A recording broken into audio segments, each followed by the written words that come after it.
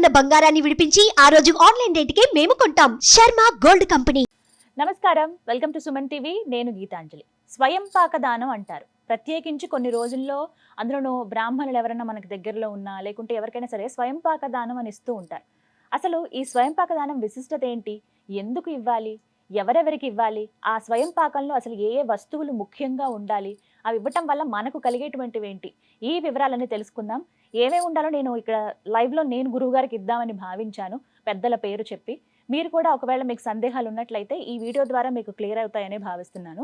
వివరించడానికి ప్రస్తుతం మనతో పాటు ఉన్నారు నృసింహ ఉపాసకులు, ప్రముఖ ఆధ్యాత్మికవేత్త డాక్టర్ కృష్ణ చైతన్య స్వామి గురువు గారు. వారితో మాట్లాడి మరిన్ని విషయాలు తెలుసుకుందాం.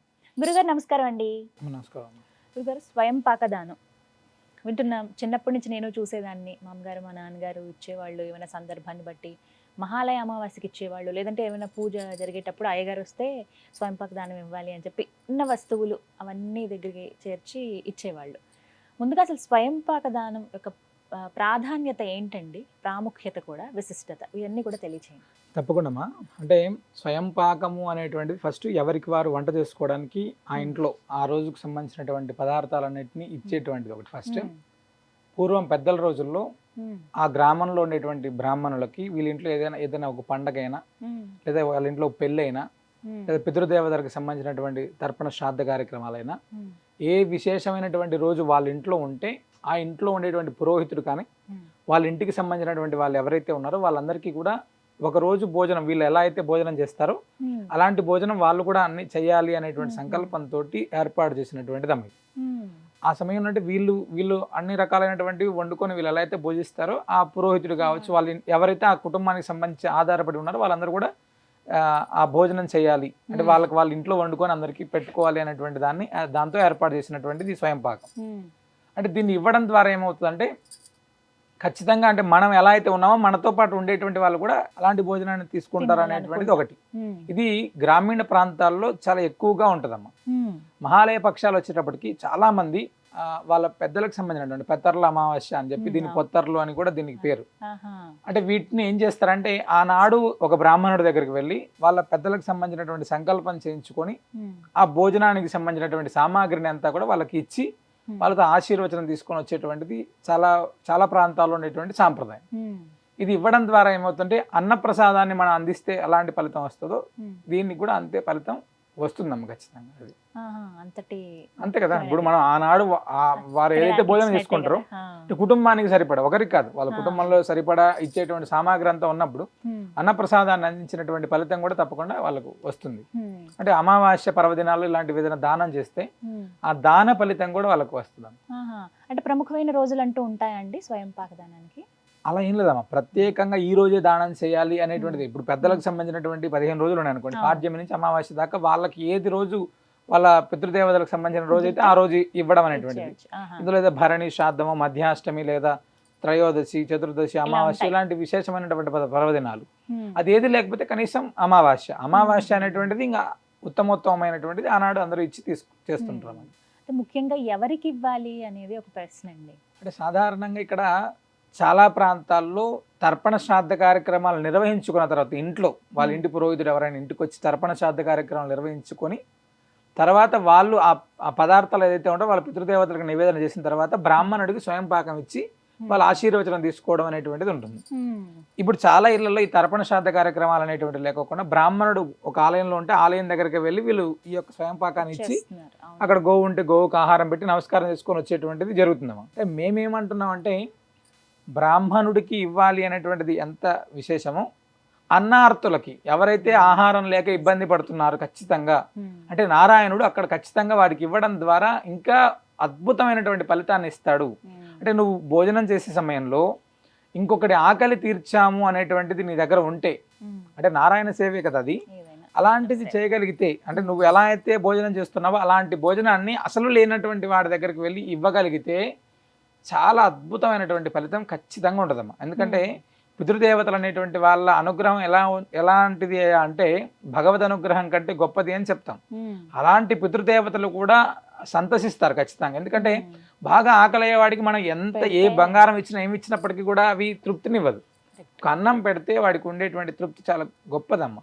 కాబట్టి ఎవరైనా మహాలయ పక్షాల్లో అంటే మేము చాలా మంది విజ్ఞప్తి చేస్తున్నాం, ఇబ్బంది ఉండి అన్నార్తులు ఎవరైతే ఉన్నారో, మీరు ఎలా అయితే ఆలయాలకు వెళ్ళి ఋత్వికులకు బ్రాహ్మణులకు మీరు ఎలా అయితే ఇస్తున్నారో అలాగా కనీసం మీ దగ్గరలో ఉండేటువంటి చాలా మంది చూస్తుంటారు, మీరు బాగా ఇబ్బంది పడేటువంటి కుటుంబాలను చాలా మంది చూస్తున్నారు, అలాంటి వారికి కూడా ఇది ఇవ్వడం అనేటువంటిది ఖచ్చితమైన ఫలితం ఉంటుంది.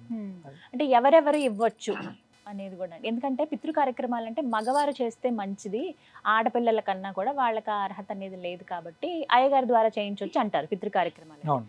అదే స్వయం పాక దానానికి కూడా వర్తిస్తుందా? స్వయం పాకం అనేటువంటిది ఎవరికైనా ఇవ్వచ్చు.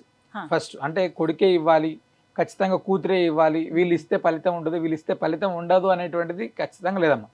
ఆకలి వాడికి ఆహారం ఎవరు పెట్టినా ఆకలి తీరుతుంది. కాబట్టి ఇది ఎవ్వరు ఇచ్చినా కూడా ఖచ్చితమైనటువంటి ఫలితం ఉంటుంది. రెండో విషయం ఏంటంటే ఆడవారికి మన శాస్త్రంలో ఎక్కడ కూడా పూర్తిగా వీళ్ళు చేయకూడదు అని, కర్తృత్వం ఎవరికైనా ఇచ్చి వీళ్ళు పక్కన ఉండి వీళ్ళు ఖచ్చితంగా చేయించచ్చమ్మా. అయితే ఇలా స్వయం పాక దానం ఇచ్చేటప్పుడు ఇంట్లో ఏమైనా నియమాలు పాటించాలా అండి ప్రత్యేకించి? సాధారణంగా శుచిగా వెళ్ళి ఇవ్వడమే అన్నమాట. అంటే మన ఇంట్లో మనం దీపారాధన చేసుకొని పెద్దలకు సంబంధించినటువంటి ఏదైతే పదార్థాలు వండింటామో అది అక్కడ పెట్టుకొని నమస్కారం చేసుకొని వెళ్ళిన తర్వాత మనం ఆ బ్రాహ్మణుడికో లేకపోతే అన్నార్తులకో వాళ్ళకి ఇచ్చి వాళ్ళకి నమస్కారం చేసుకొని రావడం అనేటువంటిది మంచిదమ్మా. అంటే ప్రత్యేకమైనటువంటి నియమం అనేటువంటిది ఏం లేదు. ఆ రోజున మామూలుగా పూజ చేసుకోవచ్చు అండి, నిత్య దీపారాధన అనేటువంటిది ఖచ్చితంగా చేయాలమ్మా. ముందు అక్కడ చేసి ఖచ్చితంగా అంటే మన ఇంట్లో మనం ప్రతిరోజు దేవుడి దగ్గర ఎలా అయితే దీపారాధన ఉంటుందో, ఎలా అయితే ధూపదీప నైవేద్యాలు అది ఏవైతే ఉన్నాయో అవి పాటించేటువంటి వాళ్ళు ఖచ్చితంగా ఇంట్లో దేవుడి దగ్గర దీపారాధన ఉండాలి. ఆ తర్వాతనే పితృదేవతలకు సంబంధించినటువంటి దీపారాధన, ఈ నివేదన ఇవన్నీ కూడా చేయాలమ్మా. చాలా మంది ఏమంటారంటే ఆ రోజు దేవుడిని మొత్తం పక్కకు పెట్టేయండి, ఇళ్ళకే చేయండి, అలా శాస్త్రం చెప్పలేదు. ఇంటి ముందు ముగ్గేయడం అనేటువంటి సాంప్రదాయం ఏంటంటే పెద్దల కాలంలో అంటే పూర్వీకుల కాలంలో ఒక ఇంట్లో ముగ్గు వేసి అక్కడ పెద్దల కాలంలో భిక్షం అడగడానికి ఋషులు కానీ సాధువులు కానీ ఇలాంటి వచ్చేటువంటి వాళ్ళందరూ కూడా అంటే ఎప్పుడైతే ముగ్గు వేసి ఉంటామో దేవతా ఆరాధన జరుగుతుంది ఇంట్లో అనేటువంటిది ఒక నియమం. ముగ్గు వేయలేదంటే ఆనాడు అక్కడ నియమంగా అంటే పితృదేవత ఆరాధన జరుగుతుంది, వీళ్ళని డిస్టర్బ్ చేయకూడదు అనేటువంటి దాంతో అది ఒక నియమంగా పెట్టుకున్నారు. దాన్ని మనం ఇప్పుడు అసలు సాధారణంగానే ముగ్గులు వేయట్లేదు ప్రస్తుతం మనం చూస్తే ఎక్కడ కూడా. ఇప్పుడు అసలు అవకాశం కూడా ఉండట్లేదు. కాబట్టి అది ఏం లేదమ్మా, దీపారాధన చేసుకున్న తర్వాతనే ఈ యొక్క మిగతా కార్యక్రమాలు చేయాలి ఖచ్చితంగా. గురుగారు ఇంతకీ అసలు స్వయం పాకంలో ఏమేమి ఉండాలి, ముఖ్యంగా ఉండవలసినవి వివరించండి. అంటే సాధారణంగా మనం ఆనాడు ఏదైతే వంట చేసుకోవడానికి సామాన్లు ఉంటాయో అవి చేయాలమ్మా. అంటే పితృదేవతలకు సంబంధించినటువంటి మనం ఇప్పుడు ఈ సమయంలో మనం స్వయం పాకం ఇస్తే కూరగాయలు తీసుకునేటప్పటికి ఏమవుతుందంటే కాకరకాయ ఖచ్చితంగా ఉంటుంది. చాలా వరకు తప్పనిసరిగా కాకరకాయ ఉండాలి. అంటే ఎన్ని పదార్థాలు వండినా కాకరకాయతో సమానం కాదని చెప్పి కాకరకాయకి విశేషం. కొన్ని ప్రాంతాల్లో తోటకూర ఖచ్చితంగా వాడతారు, తోటకూర. కొన్ని ప్రాంతాల్లో తోటకూర వాడరు, ఖచ్చితంగా తోటకూర అనేటువంటిది అంటే పితృదేవతలకు సంబంధించింది. కంద, బియ్యం, కందిపప్పు, ఉప్పు, చింతపండు, నూనె ఇవన్నీ ఏమో సాధారణంగా ఉండేవి. కూరగాయలు వచ్చేటప్పటికి అరటికాయ, కంద, కాకరకాయ ఇవి ఖచ్చితంగా మనం దానం చేయాల్సినటువంటివి.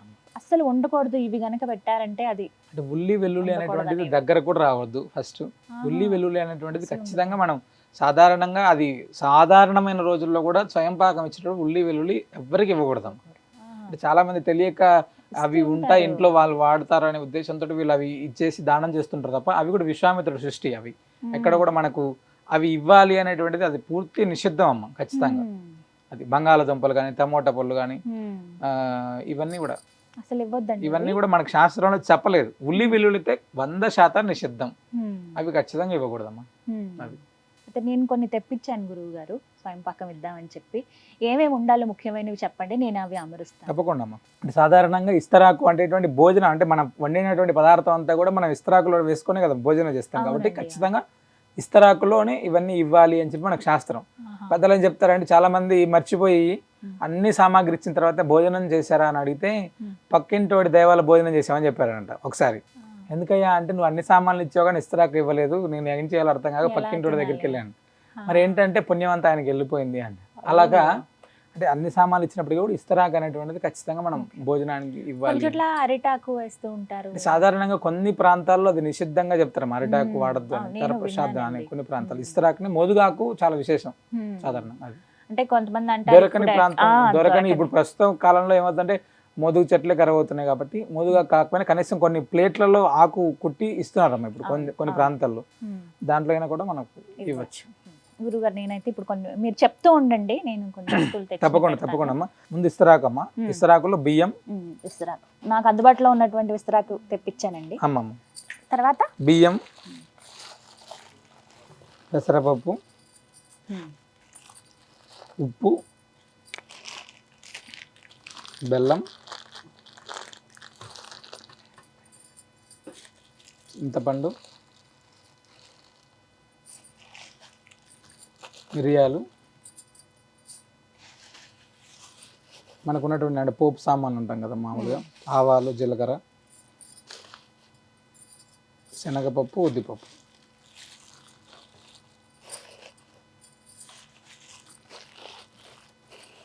నూనె, ఎండుమిర్చి, చాలా వరకు పచ్చిమిర్చి వాడరమ్మా. అంటే శ్రాద్ధంలో కూడా పచ్చిమిర్చి వాడకూడదని శాస్త్రం. అంటే కూరగాయలు కానీ ఆకుకూరలు కానీ ఫస్ట్ తోటకూర అమ్మా. తోటకూర అంటే తోటకూర, అరటికాయలు, పచ్చి అరటికాయలు, దుంపలు ఏముంటే మనం దుంపలు, కంద, చామ,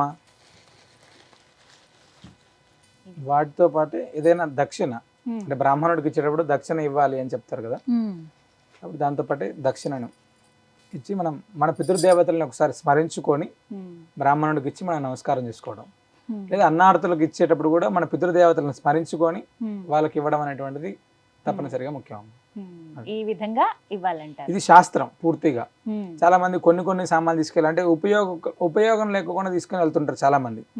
అలా కాకుండా ఇది పూర్తిగా శాస్త్రబద్ధమైంది, అంటే వారికి ఖచ్చితంగా ఆకలి తీర్చేటువంటిది. కాబట్టి ఇది పద్ధతి పూర్తి స్థాయిలో. గురుగారు అమ్మ, ఒకసారి మీ పితృదేవతలని స్మరించుకోండి. ఒకసారి స్మరించుకున్న తర్వాత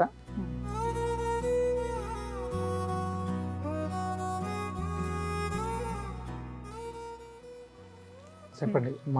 మమ పితృదేవత శాశ్వత విష్ణులోక నిత్య నివాస సిద్ధ్యర్థం స్వయంపాక దానం తుభ్యమహం సంప్రదతే నమః.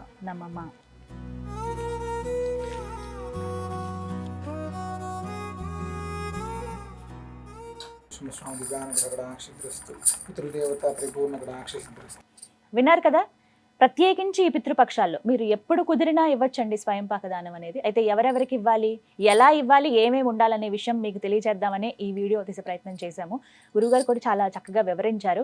మీకు కుదిరితే బ్రాహ్మణులకి ఇవ్వండి, లేదంటే ఎవరైతే అన్నార్థులు ఉంటారో వాళ్ళకైతే ఇచ్చే ప్రయత్నం చేయండి. ఏదో ఒక రూపంలో వాళ్ళకి ఇస్తే వాళ్ళు సంతోషిస్తే ఆ దీవెనలు మనకు వస్తాయి, పితృదేవతల దీవెనలు కూడా మనపై ఉంటాయని చెప్పి గురువుగారు చెప్తున్నారు. ఇది వాళ్ళ వీడియో. నమస్కారం.